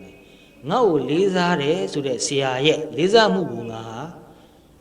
ရထိုက်တဲ့သူမို့လို့ရပြီနော်ငါဆရာရဲ့လေးစားမှုကိုငါရနေတာလေးပြတ်မသွားအောင်ငါမနဲ့လဲပို့ပြီးတော့ကြိုးစားရလိမ့်မယ်ငါဆရာကလည်းငါပို့ပြီးတော့လေးစားမှုရှိရလိမ့်မယ်ငါကိုငါလည်းပဲပို့ပြီးတော့လေးစားမှုရှိရလိမ့်မယ်ငါအရင်ကထက်ပို့ပြီးတော့ရိုးသားတဲ့မျှတတဲ့စိတ်နေသဘောထားနော်ပြောပုံဆိုပုံလည်းပဲပို့ပြီးတော့တင်မွေးတဲ့နူးညံ့တဲ့ပြောပုံဆိုပုံမျိုးဖြစ်အောင်ငါကြိုးစားရအောင်မယ်နော်အဲ့လိုဖြစ်လာတော့နှစ်ဖက်စလုံးမှာတိုးတက်မှုရှိလာပြီနော်အဲ့တော့အဲ့ဒီဆရာကြီးကိုဒီဘုန်းကြီးကမေးလိုက်သေးတယ်ဒကာကြီးကကိုယ့်တပည့်ကိုဘာဖြစ်လို့လေးစားတာတော့ဒါမေးသိနေနော်ကြီးတဲ့သူဆရာကြီးကတပည့်ကိုလေးစားတယ်ဆိုတာကဒါဖြစ်ခဲတဲ့ကိစ္စပါဖြစ်ခဲတဲ့ကိစ္စကြီးတခုဖြစ်နေတာဆိုတော့ဒါတိတိကျကျမေးမှကောင်းတယ်နော်စုံစမ်းမှကောင်းတယ်တိတိကျကျမေးကြည့်တော့ဘာပြောလဲဆိုတော့သူကတဲ့စကားကိုလှည့်ပတ်ပြီးတော့မပြောဘူးစကားအပူတွေမပြောဘူးရိုးရိုးသားသားဖြတ်မတက်တယ်ပဲပြောတယ်နော်မြတ်မြတ်တတပဲပြောတယ်တက်တယ်ပဲပြောလို့နာအောင်ပြောတာမဟုတ်ဘူးနော်ခံသာအောင်ပဲအများအားပြောလို့ရှိတယ်အဲ့တော့အဲ့ဒါလို့ तू ကရိုးရိုးသားသားဖြတ်မစကားအပူတွေနဲ့လှည့်ပတ်ပြီးတော့မပြောတဲ့အတွက်ကြောင့်ပဲသူ့ကိုလေးစားပါလေအဲ့တော့အရင်ကနဲ့မတူတော့ဘူးနော်အဲ့ဒီစကားလည်း तू ကထည့်ပြောတာဘူးအဲ့တော့အရင်ကနဲ့မတူတော့ဘူးဆိုတော့ तू ပြောင်းလဲလာတာဘယ်လောက်ကြာပါလဲဒီကကြီးတတိထားမိတာဘယ်လောက်ကြာပါလဲလို့မေးကြည့်တော့3 နှစ်လောက်တော့ရှိပြီနော်အဲ့ဒီ3 နှစ်လောက်ကစပြီး तू ကတရားထုတ်လာတာပို့ပြီးတော့ तू ကစိတ်ကတည်ငြိမ်မှုအေးချမ်းမှုရှိလာတယ်ရိုးသားမှုဖြောင့်မတ်မှုရှိလာတယ်တည်ကြည်မှုအေးချမ်းမှုတွေသူ့မှာရှိလာတယ်နော်အဲ့တော့ပတ်ဝန်းကျင်ကသူ့ကိုလေးစားလာတယ်အဲ့ဒီလူကိုယ်တိုင်လည်းပြောတယ်တပည့်တော်ဟာတဲ့အခုပတ်ဝန်းကျင်ရဲ့လေးစားမှုကိုရတဲ့အတွက်ကြောင့်ကိုယ့်ကိုယ်ကိုပိုကျင်တတ်ပါတယ်သူနဲ့လှုပ်ဖော်ကံမဲ့တရားသူ့ကြောင့်ဘယ်တော့မှထိခိုက်မှုညှဉ်းနှံမှုမရှိအောင်ဆုံးရှုံးမှုဆိုတာဘယ်တော့မှမရှိအောင်သူအဲ့ဒါကိုအမြဲတမ်းသတိထားတယ်နော်သူ့စိတ်ထဲမှာလည်းပဲကိုယ့်အတွက်အကျိုးရှိပြီးတော့သူများထိခိုက်သွားမယ့်ကိစ္စမျိုးကိုလှုပ်ချင်စိတ်မရှိတော့ဘူးမလှုပ်ချင်တော့ဘူးအဲ့ဒါမျိုးလှုပ်မိလို့ရှိရင်တဲ့စိတ်ထဲမှာတအုံနွင်းနဲ့ခုနဟိုတခါကြီးပြောလို့ကိုယ့်ကုတ်စာဖြစ်ရတယ်နော်ငါဒီလိုမတရားလုပ်တာသူတော့သိသွားပြီနော်ငါတော့တော်တော်မြတ်သွားပြီသူတော့တော်တော်ထိခိုက်သွားပြီမျက်နှာသွားပြီငါပေါ်မှာသူတစ်ချိန်ကြရင်တစ်လှည့်လုံနိုင်တဲ့ခါမှာပြန်လုံအောင်မှာပဲနော်ဘဝကျင်မှာငါမကောင်းကြောင်းတွေပြောတော့မှာပဲအဲ့ဒါလို့တအုံနည်းနဲ့တွေးရတာအင်မတန်စိတ်ပင်ပန်းပါလေနော်အခုတော့ရိုးရိုးသားသားဖြောင့်ဖြောင့်မသူ့ကိုကိုယ့်ကိုထည့်တွေးပြီးတော့လှုပ်တဲ့အတွက်ကြောင့်သူ့မှာအဲ့လိုတွေးစရာပူစရာမရှိဘူးအင်မတန်စိတ်အေးချမ်းတယ်နော်နောက်အဲ့ဒီဒကာကြီးတွေကဘယ်လိုပြောလဲဆိုတော့တတိနဲ့နေထိုင်သွားလာပြောဆိုလုပ်ကိုင်တဲ့ခါမှာတဲ့တတိရှိနေတဲ့အချိန်မှာဖြစ်ပေါ်နေတဲ့စိတ်နဲ့တတိမရှိတဲ့ခါမှာဖြစ်ပေါ်နေတဲ့စိတ်ဟာမတူဘူးတဲ့နော်တတိမရှိတဲ့ခါမှာစိုးရိမ်မှုကြောက်ကြမှုတွေများပြီးတော့ကိုယ်အမူအရာတွေကစတည်ကြည်မှုခန့်ညာမှုမရှိတော့ဘူးအထူးသဖြင့်ကိုယ့်ထက်ကြီးတဲ့လူတွေနဲ့ယာတုကြီးတဲ့လူပစ္စည်းဥစ္စာပို့ပြီးတော့ချမ်းသာတဲ့လူကြီးတွေနဲ့တွေ့ရတဲ့ခါမှာသူတို့ရှိမှကိုယ်ကသိငယ်တယ်လို့ပဲဖြစ်နေတယ်အားငယ်နေတယ်ကြောက်နေတယ်ဒါဖြစ်ရဖြစ်စင်ပါနော်လူတိုင်းမှာသိငယ်စိတ်အားငယ်စိတ်ကြောက်စိတ်ဆိုတာအနည်းနဲ့အများရှိပါတယ်ဘလောက်ယာတုကြီးဘလောက်ပတ်စံချမ်းသာသူဟန်နဲ့မန်နဲ့တာတင်းနေတာနည်းနည်းတော့ကြောက်တယ်နော်တတိရှိနေချိန်မှာအဲ့လိုသိငယ်စိတ်အားငယ်စိတ်ကြောက်စိတ်ကမရှိဘူးသူတစ်ပါးရဲ့အရှိန်အဝါကကိုယ့်ကိုမလွှမ်းမိုးဘူး တော့ကို့မှာတည်ကြည်မှုခံညာမှုအေးချမ်းမှုဟာရှိနေတယ်သူတို့သုံးတဲ့အင်္ဂလိပ်စကားလုံးမှာထည့်ပြောရမယ်ဆိုရင်တော့သူ့မှာ dignity ရှိနေတယ်တဲ့သူတစ်ပါးရဲ့အရှိန်ဝါကိုကို overwhelm လုပ်သွားလို့မရဘူးလွှမ်းမိုးသွားလို့မရဘူးအဲ့တော့သူ့ကိုကမလေးမစားမမဆက်ဆံတာတော့မဟုတ်ဘူးနော်နူးနူးညံ့ညံ့လေးလေးလေးစားစားလေးဆက်ဆံတာတို့တော့ကိုယ်စိတ်ထဲမှာတီးတီးငြိမ်ငြိမ်အေးချမ်းချမ်းခန့်ခန့်ညံ့ညံ့လေးပဲ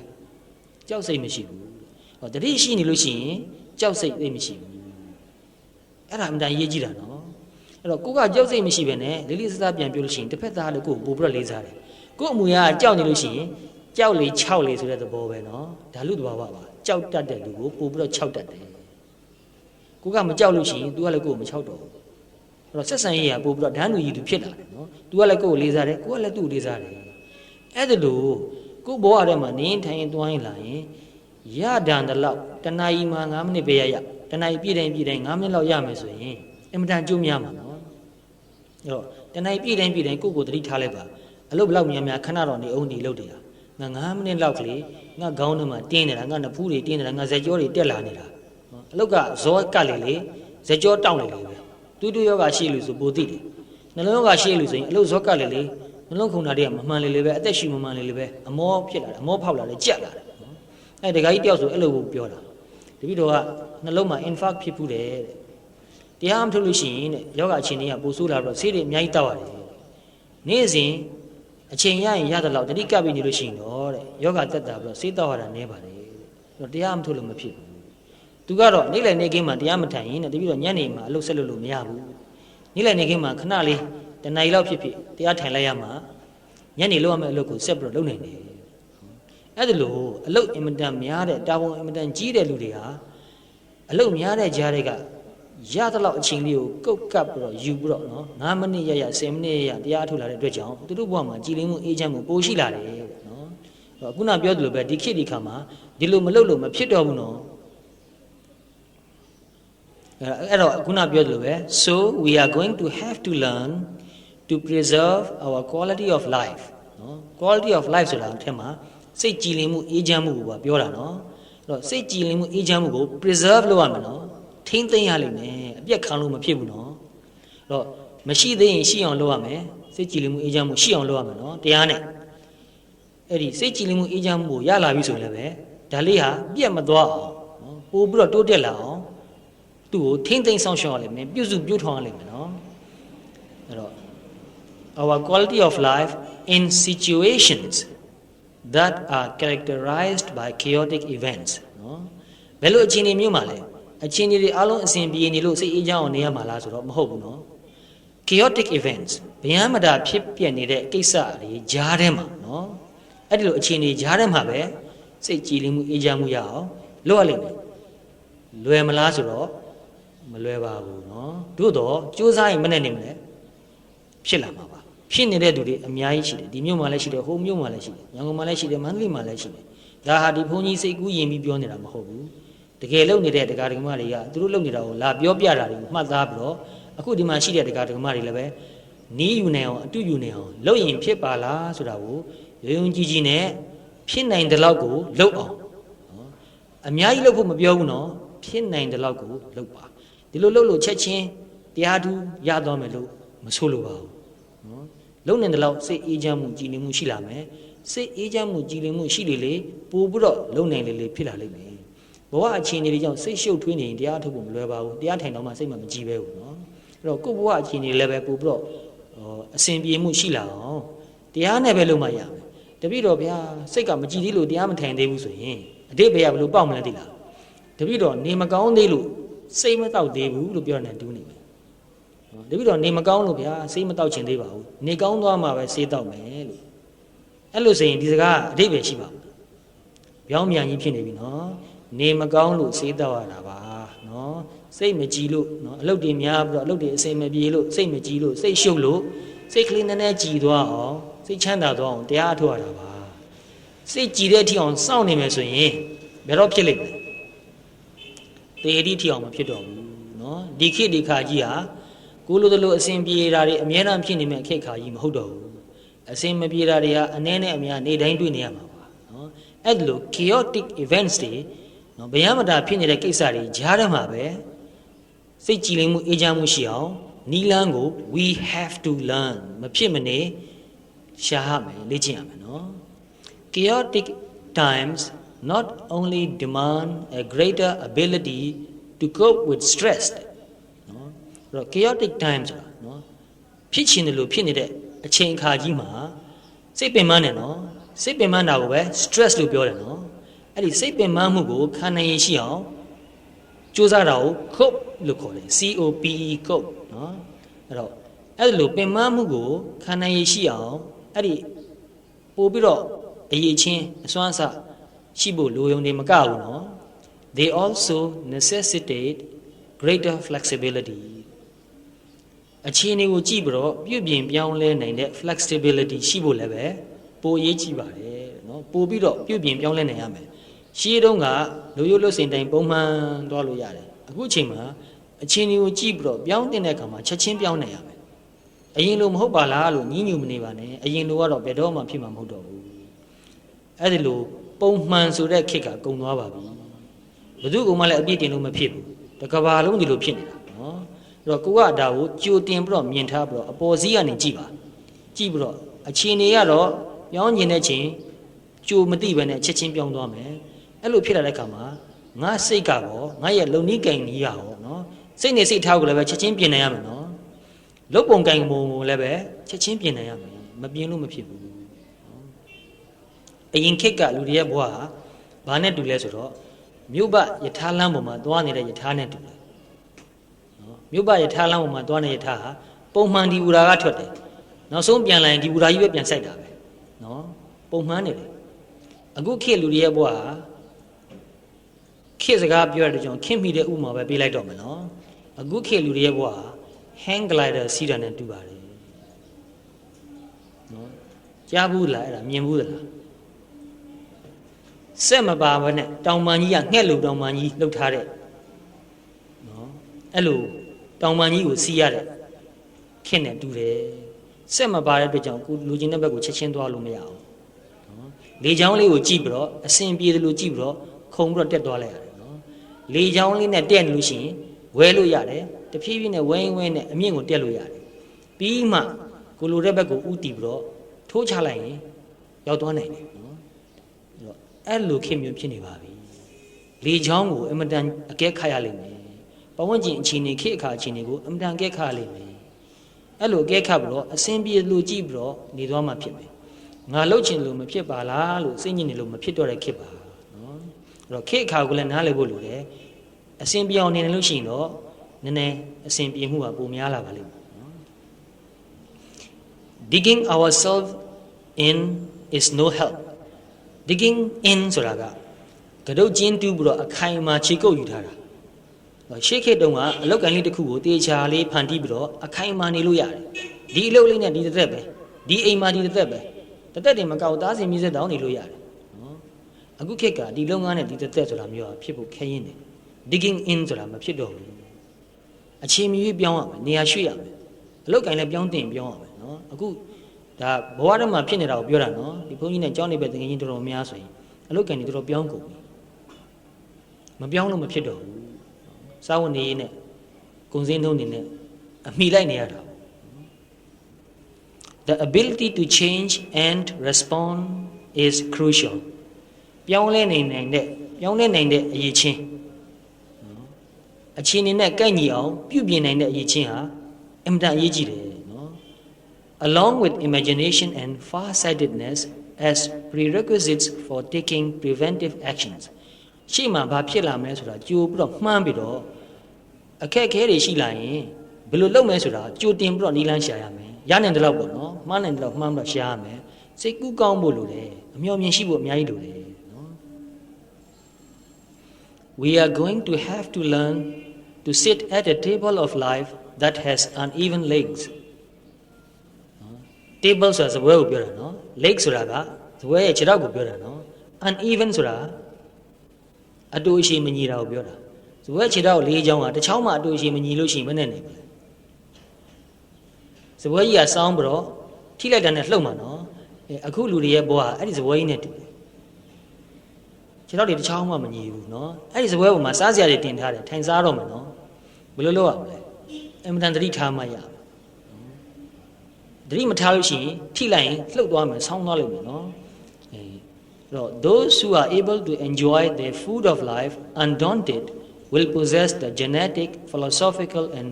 strategic foundation for these times ဒီခေတ်ဒီခါမှာအဲ့ဒီဘဝဆိုတဲ့ထမင်းကိုမလွဲမသွေစားမဲ့လူတွေဟာပင်ကိုညံလည်းရှိရမယ်အတွေးခေါ်လည်းရှိရမယ်လုံနီးလုံဟန်ကိုလည်းပဲတိတိကျကျခိုင်ခိုင်မာမာလေ့လာထားရမယ်ဒါကြောင့်အခုခေတ်အထူးသဖြင့်လူငယ်တွေပြောချင်တာပေါ့နေလို့မရတော့ဘူးနော်အစွမ်းစားတွေအများကြီးထောက်ရလိမ့်မယ်အကြံဉာဏ်တွေအများကြီးထောက်ရလိမ့်မယ်အလုပ်တွေကိုအမျိုးမျိုးလုပ်ရလိမ့်မယ်နော်လုပ်ကြည့်ရမယ်အမျိုးမျိုးစားမလို့လုပ်ကြည့်ရမယ်ပြီးမှကိုယ်နဲ့အစဉ်ပြေတာလေးတွေ့ရင်တွေ့မယ်အဲ့ဒီအစဉ်ပြေတာလေးနဲ့တွေ့ရင်တော့မှဒါလေးနဲ့ငါတစ်သက်လုံးနေရတော့မယ်လို့တော့မမျှော်လင့်နဲ့ပြောင်းသိရင်ပြောင်းရအောင်ပါပဲအဲ့တော့အခုခေတ်ကနေရာတနေရာရလို့ဒီကလထိုင်မှာမြဲအောင်ထိုင်မယ်ဆိုလို့မရတော့တဲ့ခေတ်ဖြစ်သွားပြီနော် They will know that they can expect no ordered condition နော် ordered condition ဆိုတာကစီကံချက်တကြလေးဖြစ်နေတာနော်ပုံမှန်လေးဖြစ်နေတာစီကံတကြလေးပုံမှန်တကြလေးဖြစ်နေတဲ့အခြေအနေမျိုးဟာမျှော်လင့်လို့မရတော့ဘူး they can expect no ordered condition စီကံတကြပုံမှန်တကြဖြစ်နေတဲ့အခြေအနေမျိုးကိုမျှော်လင့်လို့မရတော့ဘူးဆိုတာ they will know သူတို့သိလိမ့်မယ်တဲ့သိအောင်ပြောရတော့မှာပဲနော်ဒါကြောင့်ဒကာကြီးတို့အလုပ်တွေအများများတယ်အခြေအနေတွေလည်းပဲအပြောင်းလဲတွေအများများတယ်ဘာဖြစ်မယ်ဆိုတော့လည်းပဲမပြောတတ်တော့ဘူးနော်အဲ့တော့စိတ်တွေပင်ပန်းတယ်စိတ်ဆင်းရဲတယ်အဲ့လိုစိတ်ပင်ပန်းဆင်းရဲစရာတွေကြုံတွေ့နေရတဲ့ခါမှာဒီလိုကြုံတဲ့နေရာမှာကြုံတယ်လို့တတိလေးနဲ့ကပ်ပြီးတော့နေတဲ့လေ့ကျင့်ကိုမလုပ်ရင်မဖြစ်တော့ဘူးနော်ဒီလိုလုပ်ပြီးတော့နည်းနည်းလေးဖြစ်ဖြစ်စိတ်အေးချမ်းမှုကြည်လင်မှုရအောင်နေသွားမှသာကိုချမ်းသာစိတ်ချမ်းသာနဲ့ကိုယ့်ဘဝကိုအဓိပ္ပာယ်ရှိရေရှည်နေသွားလို့ရမယ်နော်ဒီလိုလုပ်ရင်လည်းပဲတတိနဲ့ညံကြည့်လာလို့ရှိရင်ငါဘဝမှာဘာအရေးကြီးလဲဆိုတာကိုပို့ပြီးတော့မြင်လာပါလိမ့်မယ်အခုစိတ်အင်မတန်ရှုပ်နေတဲ့ဒကာကြီးတွေဟာဘာဖြစ်လို့စိတ်တလောက်ရှုပ်တယ်လဲသိလားအရေးကြီးတာကိုအရေးကြီးတာမှန်းလည်းမသိဘူးအရေးမကြီးတာကိုအရေးမကြီးတာမှန်းလည်းမသိဘူးမသိဘဲနဲ့အရေးကြီးတာတွေကိုအရေးမကြီးတာတွေကိုရောလိုက်ပြီးတော့အားလုံးကိုပဲအရေးကြီးတယ်ထင်နေကြလို့ဒီလောက်စိတ်ရှုပ်ပြီးဒီလောက်စိတ်ပင်ပန်းနေတာပါအဲ့တော့ကိစ္စတွေကိုတေချာညံလေးနဲ့နည်းနည်းသုံးသပ်ကြည့်ပြီးတော့အရေးကြီးတဲ့ကိစ္စကိုအရေးကြီးတာမှန်သိသွားလိမ့်မယ်အရေးမကြီးတာကိုအရေးမကြီးတာမှန်သိသွားလိမ့်မယ်နော်အဲ့တော့အရေးမကြီးတဲ့ကိစ္စလောက်အသေးမွှားလေးနဲ့ကိုယ်စိတ်ကိုခဏခဏစိတ်ဆင်းရဲမခံတော့နော်အဲ့တော့ခုနဟိုဒကာကြီးကိုပြောချင်တာနော်ဦးဝင်းမြင့်နော်ကိုယ်စိတ်ထဲမှာတောကများနေရင်စာရွက်တရွက်ကလေးယူပြီးတော့ငါဘယ်ကိစ္စနဲ့တောကများနေဆိုတော့နံပါတ်1 2 3 4 5 6 9 10 9 10ထိုးပြီးတော့ရေးချကြည့်စမ်းပါရေးချပြီးတော့ပြန်စဉ်းစားကြည့်ပါဒီကိစ္စအတွက်နဲ့ငါဘယ်လောက်ကြာပဲလဲစိတ်ဆင်းရဲနေလားဘယ်လောက်ပူနေတာဘယ်လောက်ကြာပဲလဲဒီကိစ္စကိုအဆင်ပြေအောင်ငါဘယ်လိုနည်းနဲ့လုပ်ရင်ရမလဲဘယ်သူနဲ့တိုင်ပင်ရမလဲဘယ်လိုပြောလိုက်ရင်အဆင်ပြေသွားမလဲနီးလန်းရှာလိုက်ပါထပ်ခါတလဲမပြီးနိုင်အောင်တွေးနေတာကပို့ပြီးတော့အင်အားကိုကုန်ခန်းသွားစေတယ်မတွေးလို့မဖြစ်ဘူးတွေးတယ်တွေးတဲ့ခါမှာရေးချလိုက်ပြီးတော့အရေးမကြီးရင်လည်းပဲအရေးမကြီးဘူးဆိုတဲ့ကွက်လက်ကိုနော်အခန့်ကဏ္ဍနှစ်ခုထားပါနော်အရေးကြီးတဲ့ကိစ္စနဲ့အရေးမကြီးတဲ့ကိစ္စထားပြီးတော့အရေးမကြီးတဲ့ကိစ္စကိုအရေးမကြီးတဲ့ဘက်ကိုပြောင်းပေးလိုက်ပါနော်အရေးကြီးတဲ့ကိစ္စကိုအရေးကြီးတာမှန်သိပြီးတော့ဦးစားပေးပြီးတော့သူ့ကိုတေချာလုပ်လိုက်ပါနော်အဲ့တော့ဒီလိုအရေးမကြီးတာနဲ့အရေးကြီးတာကိုခွဲနိုင်ရင်ကိုပဲနည်းနည်းစိတ်သက်သာရသွားပါလိမ့်မယ်နော်အဲ့တော့တချို့ကိစ္စတွေကကိုကထိုင်တွေးနေတာနဲ့ပဲပိုပင်ပန်းနေတာပါထားလှုပ်လိုက်ရင်လည်းပဲပြီးသွားတာပါပဲအဲ့တော့လှုပ်လို့ဖြစ်တဲ့ကိစ္စကိုချက်ချင်းထားလှုပ်လိုက်ပါပြီးသွားရင်သူ့ကိုခေါင်းထဲမှာထားစရာမလိုတော့ဘူးဒါပြီးသွားပြီရှင်းသွားပြီခေါင်းထဲကထုတ်လိုက်တော့နော်အဲ့တော့ပြဿနာဟာနေ့တိုင်းတွေ့ရမှာပါပြဿနာကိုဖြေရှင်းနေရတာဟာဘဝမှာပုံမှန်လုပ်နေရတဲ့အလုပ်ပဲနော်အဲ့တော့ပြဿနာဖြေရှင်းရတာငါအလုပ်ပဲပြဿနာကိုကြောက်ပြီးတော့တွေးပြီးတော့စိတ်ညစ်နေဖို့မဟုတ်ဘူးကို့မှာအရေးချင်းရှိတဲ့လောက်လုံနိုင်တဲ့လောက်လုပ်ပါနော်ကိုမျောလင်းတဲ့လောက်တော့ရာခိုင်နှုန်းပြည့်တော့ဖြစ်မှာမဟုတ်ဘူးနော်နိုင်တဲ့လောက်ပဲတာဝန်ယူပြီးတော့လုပ်ပါပြီးရင်တခါတည်းမေ့မေ့ပျော့ပျော့နေနိုင်အောင်လဲကြိုးစားပါနော်အချိန်မြင့်ကြီးပြဿနာတွေကောင်းတဲ့မှာတင်မထားပါနဲ့ညနေဘက်ကျရင်စိတ်အေးအေးလေးနဲ့မိသားစုနဲ့ပြောစရာရှိတာပြောပြီးရင်တရားကိုထိုင်ပြအောင်ထိုင်ပါအလုပ်ဘလောက်များများအချိန်ကိုယူလိုက်ပါနော်